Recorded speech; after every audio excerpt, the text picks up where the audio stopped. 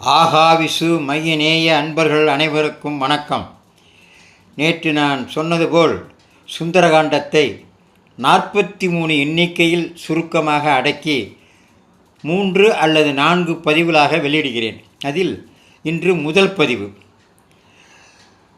சாஸ்வதமானதும் மிகவும் விஸ்தாரமான 6 குணங்களை உடையவனும் சர்வேஸ்வரனும் பலம் வீரியம் இவைகளுக்கு பெருங்கடல் போன்றவனுமான ராமனை நமஸ்கரித்துவிட்டு சமுத்திரத்தை தாண்ட விரும்பி அந்த உகந்த மலையை அமுக்கிக் கொண்டு வாயுபுத்திரன் மேலே கிளம்பினான். கடல் கலங்கியது. அனுமனின் வேகத்தினால் இழுக்கப்பட்ட சமுத்திரராஜன் தன்னுடைய ஜலஜந்துக்களுடன் அவரையும் பின்தொடர்ந்தான். மலை மீது காணப்பட்ட விருஷங்களும் அவ்வாறே செய்தன. முன்பு வாயு பகவானால் கடலில் எரியப்பட்ட மைனாக அந்த பர்வதமானது அனுமானுக்கு சேவை செய்ய மேலே வந்தது.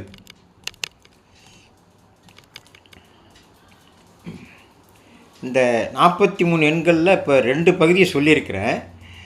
அடுத்ததை திரும்ப சொல்கிறேன். இந்த தங்கமயமான மைனாக பர்வதம் பரமசிவனின் மைத்துனன் முன்பு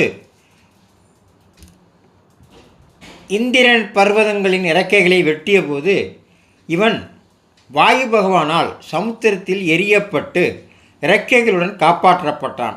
இப்போது இந்த பர்வதம் வாயுபுத்திரன் தன்மேல் தங்கி இளைப்பாறுவதற்காக சமுத்திரத்தை பிளந்து கொண்டு மேலே வந்து அநேக தாழ்வரைகளுடன் காட்சியளித்தது.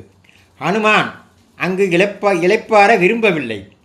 அவருக்கு சிரமம் இருந்தால் அல்லவோ இளைப்பாற வேண்டும். எல்லையில்லாத பௌருஷம் பலம் இவைகளை உடைய அனுமனுக்கு சிரமம் ஏது? எனவே பர்வதத்தை ஆலிங்கனம் செய்துவிட்டு மேலே கிளம்பினார். எதிரில் நாகமாதாவை பார்த்தார்.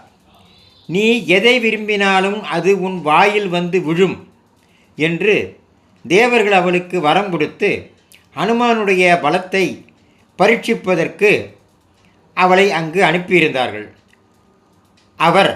அவள் வாயில் புகுந்து வெளியே வந்தார். தம் பலத்தையும் காண்பித்தார். தேவர்களுடைய வரத்திற்கு பங்கம் வராமல் காத்து அவர்களை மகிழ்வித்தார். தங்கள் பேரில் உள்ள அன்பையும் உக்கிரமான பலத்தையும் கண்டறிந்த தேவர்கள் பூமாரி பொழிந்து அனுமனை சோஸ்திரம் செய்தனர். அவர்களால் ஆதரிக்கப்பட்ட அனுமான் மேலும் ஆகாய மார்க்கமாக சென்று சிமி